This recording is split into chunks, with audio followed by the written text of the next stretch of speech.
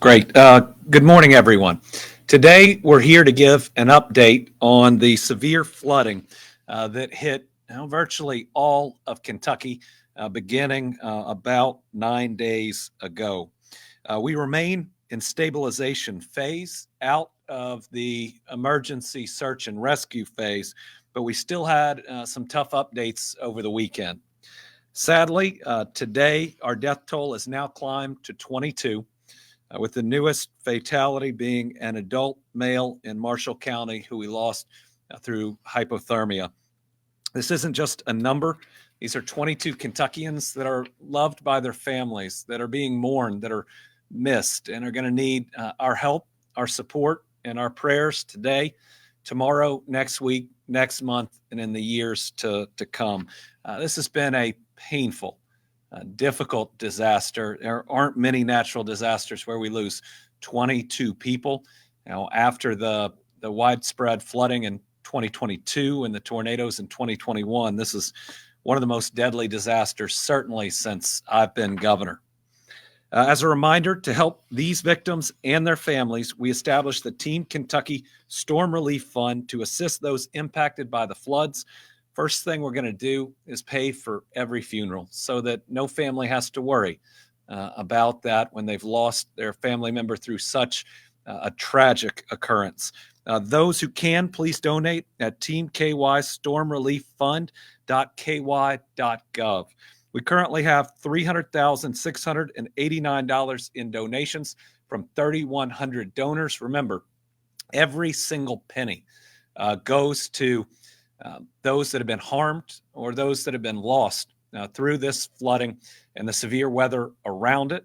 Not 1 cent will be used for administrative fees, with the exception of credit card processing that can occur if that's the way you give online.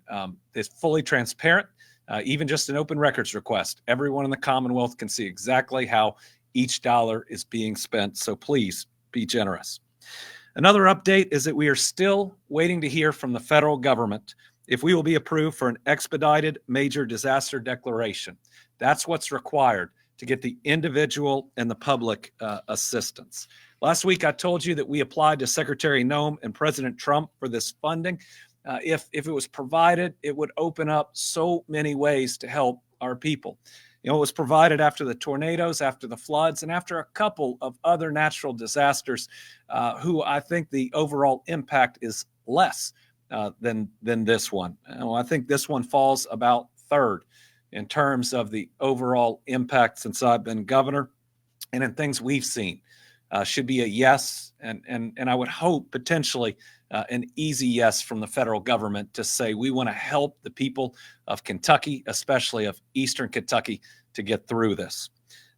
If it was signed, it would create immediate need money and cleaning and sanitizing money. That's to help people who last week lost so much get through the next couple weeks. It's to help them clean out their homes if their homes weren't destroyed but significantly damaged. Those cleaning supplies are really important, and they help people do it safely because of mold and the spores. So we want everyone to be able to get their home repaired in a safe way. It would also open individual assistance with a max grant award of $43,600. We would hope that as many people would qualify for as much of that as possible. This federal assistance is essential to those that have been harmed by this flood, and we know those numbers are in the hundreds. Last week, I also sent a letter thanking the Kentucky federal delegation, every single one of them. Both of our senators, all of our congressmen came together in a bipartisan way to ask the White House to approve this declaration and to get help to our people. Listen, those are a lot of leaders that may disagree on a lot of issues, but they know that this is a disaster where the help is desperately needed and under the law appropriate and deserved. This is one of the reasons why on Friday I attended the National Governors Association meeting at the White House, where I spoke to the president's deputy chief of staff and the new HUD secretary on this important request and how it could help our communities. We still do have a FEMA team with us at the Emergency Response Center, and they're supporting our response, but actually getting FEMA members out into our communities to provide direct assistance requires that we get a signature on this declaration. Tomorrow, we're expecting a visit from the acting FEMA administrator, Cameron Hamilton. He'll be traveling with our emergency management team to view many of the areas I saw last week. All right, we'll move to an update on resource requests. So in total, we've received 460 requests at the Emergency Operations Center with 279 completed. Most requests in the last 24 hours include damage assessment teams, dehumidifiers, mold cleaning solution, personal hygiene kits, spray bottles, and water. Most of the requests are coming in from Breathitt, Floyd, Knott, Martin, Perry, and Pike counties. Those are roughly 53% of all requests. But again, that shows you, even with half the requests coming from those counties, how widespread that this natural disaster was, not hitting just one region, hitting all of Kentucky, even though it hit some parts harder than others. New kinds of requests in the last 24 hours: cleanup tools, garbage bags, personal hygiene kits, propane adapter hoses, and spray bottles. To date, we've delivered 65 truckloads of water, 5 ready-to-eat meal truckloads, 1 blanket truckload.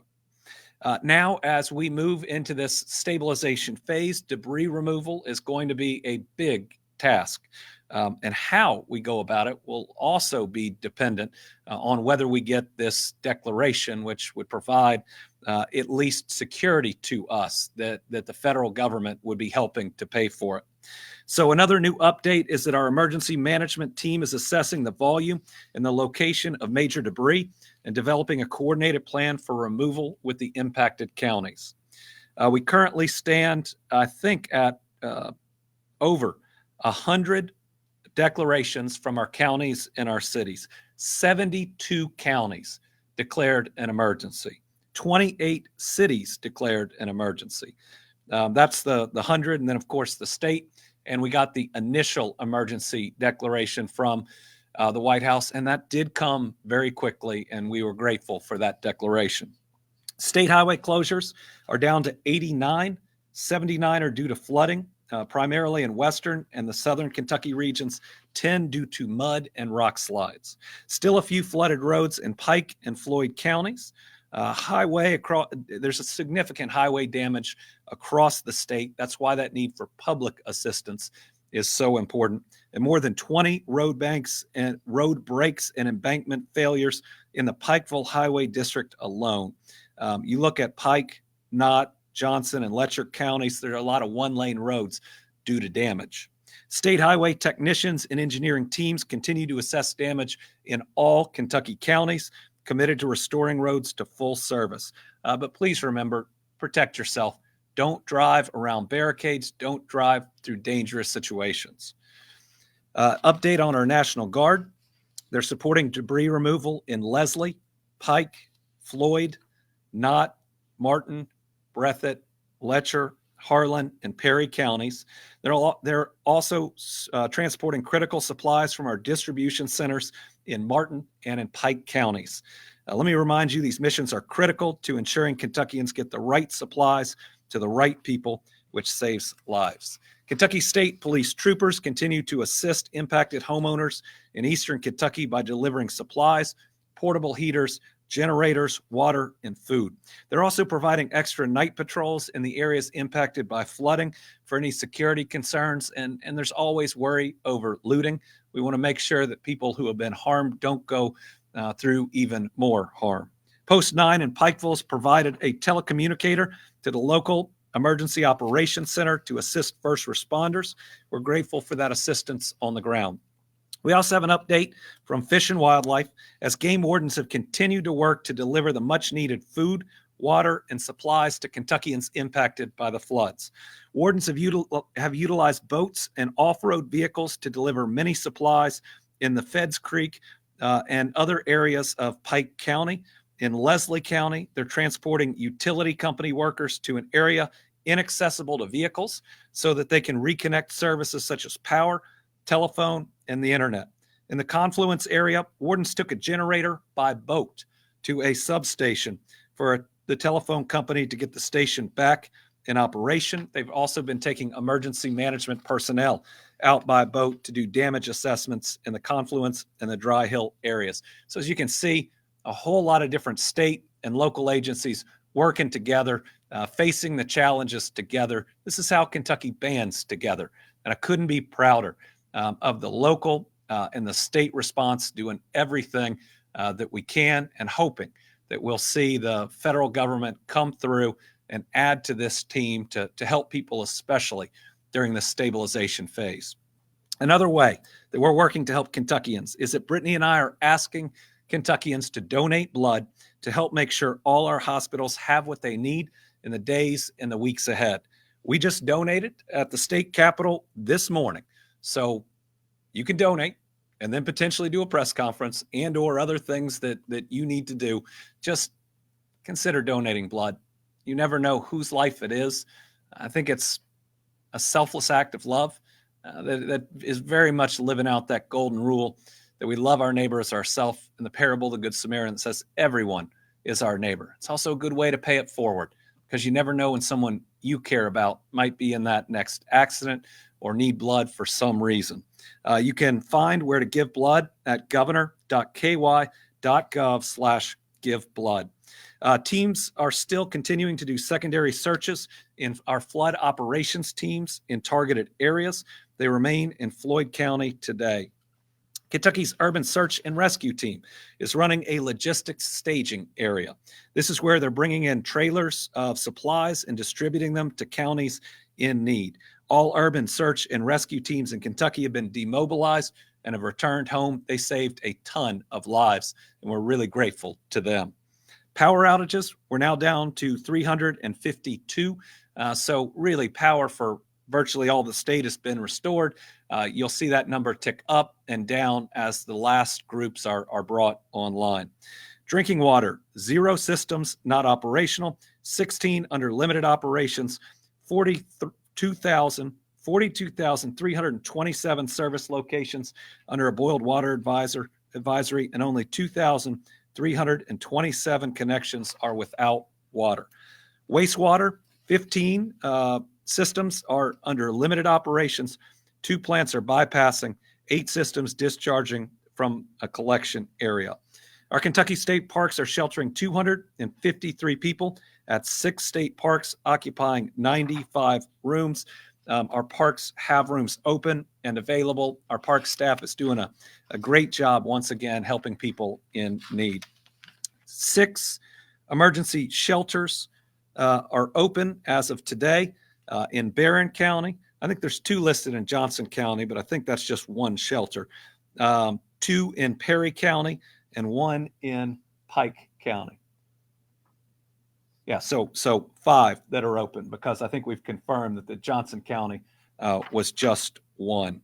As a reminder, we did have some good news last week, and that is that we're moving forward with these high ground communities. We awarded the first $6 million to build, I think, the first large group of homes on Skyview in Hazard. And folks, if you have been impacted by this flood, you will qualify, just like those in 2022 or 2021, to potentially be qualified for one of these homes on higher ground. If you will, go to housingcan'twait.org, fill out the forms, and Fahi will contact you and talk about your potential eligibility. We want to get everybody to a safer place where you don't have to worry about getting flooded again and again and going through this loss again and again. As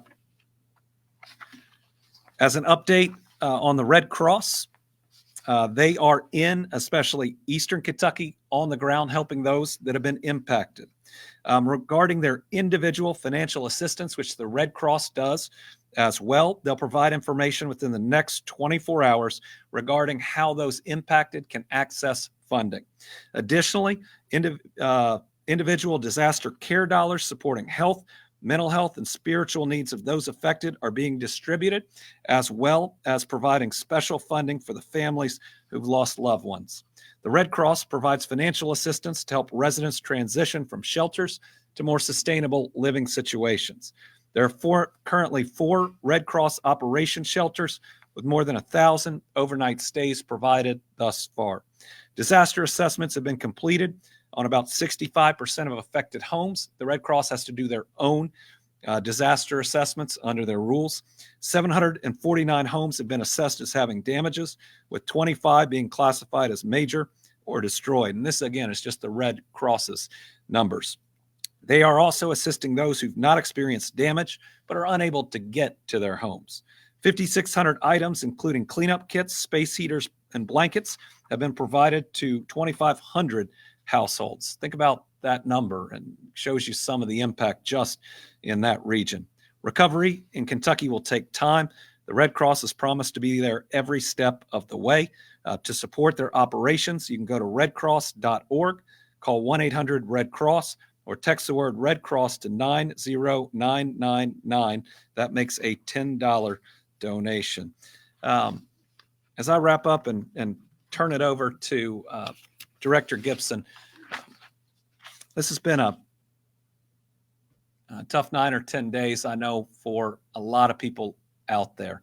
And we are hoping that the federal government comes through for us. But I promise you, at the state level and at the local level, we will work as hard as we can to help everybody get back up on their feet. We care about you. And for many people, you've been through too much, and you've been through it over and over and over. So you have my promise. I'll do everything I can to help now, tomorrow, next week, and next year, knowing that you deserve better than getting hit by yet another flood. And we'll do everything we can to rebuild just as quickly as we can. Director Gibson.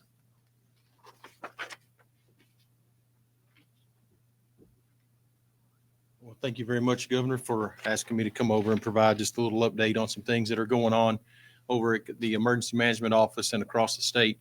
The governor's done an excellent job in summarizing the status of the state and how things are going throughout this entire process. So I just want to kind of touch base on a few things. We've had so many of our local officials that are just, calling continuously and petitioning on behalf of their citizens that they work for in their communities, and we're trying to work with every one of them to meet their needs. And I just wanted to say that Kentucky has come together to kind of meet the need of this disaster. This is a widespread event. I took Friday to take just a few minutes to run over to the Pike County area just to see some of our hardest impacted areas. And it's truly what we were hearing. And it's kind of good to get that confirmation, because we're doing the work in here and we want to know, what are we missing? What are we seeing? How can we help more? And as we continue to see that event is unfolding and these damage assessments are coming in, our numbers are just continuing to rise as we see the number of households, businesses, and communities and all the infrastructure that goes along with that are more impacted than we may have even first thought. And we knew this was a big disaster from the very beginning. But as you can go over there and put your feet on the ground and talk to those local officials and meet those people in those communities, it matches up very much with the story we were telling and the story that you as the media were telling about this event as you all were over there and seeing that. Met with many of those officials that day and just heard them plea for assistance with this debris that's starting to mound up in the streets that needs to be addressed quickly. And looking at the roads that are, out of repair, they need to get them safe for travel. There's work that needs to begin on those things. And so if there is anything to report, it is the ground truth of what actually we were talking about here, what the Weather Service was telling us that we were seeing, and the stories that kind of went through the media about what was going on. This is a widespread event. It affects many, many counties. As the governor said, 72 counties declared a state of emergency. And we continue to see that these deaths are scattered across the state. So this widespread flooding event affected eastern Kentucky in one way, and also the western Kentucky and southern counties as well. The flooding that went on throughout those counties has caused significant damage, and it's going to take a significant time to repair. And we know that work is just now beginning. As we end our response and that phase, we move into this recovery phase, which is this rebuilding, the cleaning up, the making people whole or be able to go home again, and giving those opportunities for them. And the partners like the Red Cross that the governor mentioned, they're there. I was over there. I saw them in the communities, walking down the streets, handing out necessary supplies, running the shelter that's going on in Pike County. They were there for that event as well.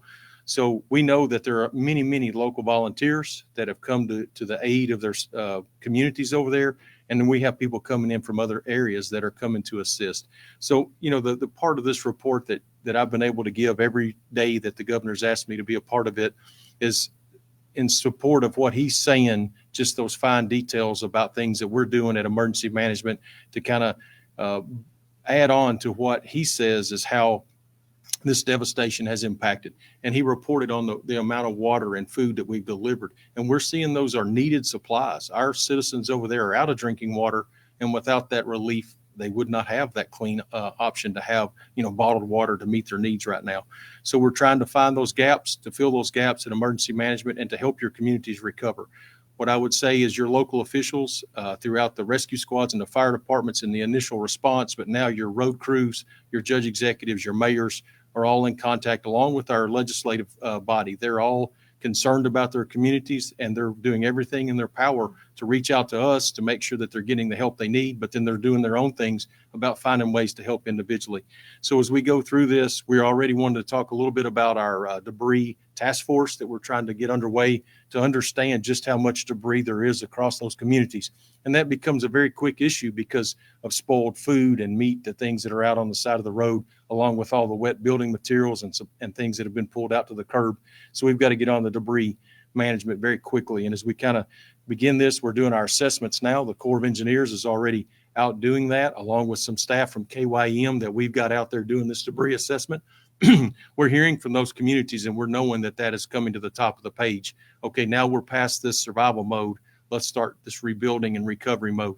So debris and roads and housing for our citizens are really the top of the page. We have a lot of people that are, in shelter, and they're going to need a solution for that congregate shelter to get some normalcy back in their life. So emergency management stands ready to help.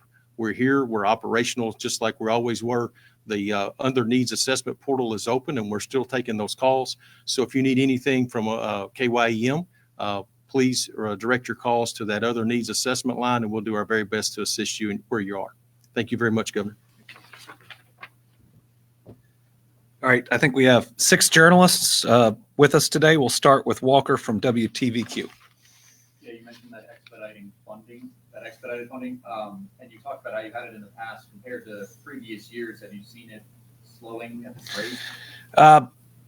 Of the last of the 2 biggest disasters that we had, the 2021 tornadoes and the 2022 flooding, we did see that declaration signed sooner than we have here. But we also, it required a couple days for us to submit the paperwork because, again, it's so wide. In those other 2, you could fly over one region and you could see that we were going to qualify for it. So I don't want to do a direct comparison because I don't think it's apples to apples, but we're at the point now where we really need a signature on that declaration because people are hurting. It's been 9-10 days or 8 or 9 days, and they really need the help with that cleaning supplies, immediate needs, and then knowing that there's going to be some extra help behind. So the clock's really ticking right now. Carolina. Governor, you spoke about how critical this federal funding is. Without it, how does that impact Kentucky's recovery?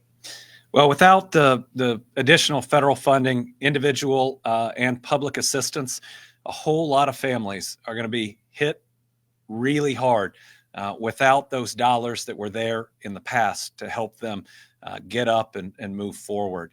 For people who've had a total loss, even the $42,000 isn't going to make them whole, but at least it's going to help them a little bit.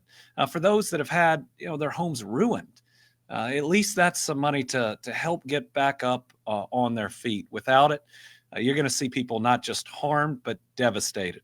And then when you look at the public assistance, some of these disasters are hundreds of millions of dollars of damage to our roads and our water systems. And the state would ultimately, and the counties would be on the hook for the majority of that, as opposed to the federal government coming in and saying, we're going to help you out like we have in the past. So it would be pretty harmful it would be very harmful to the families that have been impacted, and it would be harmful to the state as well. Mike. Yes. Wave News. We're asking if you have a reaction to the University of Louisville's announcement of a hiring freeze after NIH funding was frozen. I understand why the University of Louisville has taken the step that they have, because they just need certainty and stability moving forward about how NIH dollars will flow. Research funded through the NIH is absolutely critical. You think about pediatric cancer and the work that's being done at the University of Louisville and elsewhere to find better treatments and hopefully a cure. You think about all those diseases out there right now where too many families are told that there's not another option. That and so much else is what NIH money goes into. It's about protecting our families, trying to create a better life, and so that next child and that next child's parents don't hear the devastating news. NIH funding is flowing at the moment, but new grants and what's going to happen in the future is certainly in question. We hope that will be resolved soon, and that the federal administration will realize just how critically important this is. And I would hope that the right people are looking at the funding. Because if there's an individual that's looking at what should be funded and what's not, that we wouldn't trust to treat a child for cancer, they shouldn't be making the decisions on what research should be done to treat that child with cancer. Tom Latek, Kentucky Today. Thank you, Governor. Good morning to you. Last week, you had mentioned that you were talking about bringing some of those travel trailers out to help people who've been forced from their homes. Do you have any update on that? We're working on that. We have the infrastructure at Jenny Wiley to be able to haul travel trailers to. We have some in the state that I believe we're going to use for that. Pike County also has a number of travel trailers that they requested after we finished most of our 2022 mission. So all of us working together. Of course, if individuals that have been impacted have the ability, have the infrastructure on private property to hook those up, that's a possibility too. So working with those at Jenny Wiley, working with those that are right now in congregate sheltering. I know we will have a program. Still don't know how large it'll be, because a lot of people prefer to stay with friends and family, and that's what we do in Kentucky. We help people out when they need it. Josh James. Okay, Kelsey Soto, WKYT.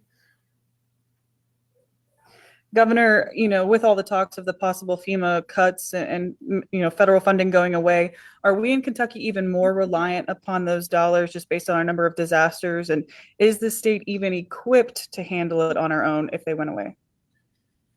So since I've become governor, we've had either 12 or 13 federally declared disasters. That is over 5 years and change.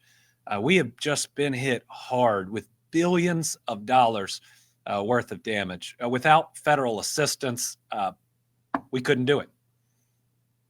Without federal assistance, we couldn't have made it through all of those natural disasters, and our people certainly couldn't have made it through all those natural disasters. You look at the amount of help that came from the federal government after the tornadoes and the 2022 floods, and while there were challenges with it, and while I don't think enough people were told yes, and while I don't think enough money went to the people who were told yes, and I will continue to criticize FEMA for that piece, we still had tens of millions of dollars going directly to families, even more than that coming over to the state. I mean, basically, you would take all that away from our Kentucky families who desperately need it after something like this, and then tell a state, you're on your own.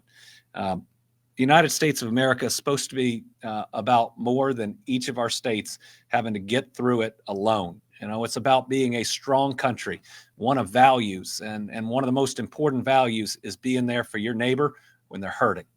All we're asking is that the federal government step in and help out just like they've done in the past. And if we can get that assistance, we'll be grateful. But so will each of our Kentucky citizens that need this help. And it's no less than I would want for any other state that's been impacted by something like this. We're just one of the first instances under a new administration that I hope is just looking through all the guidelines and everything else.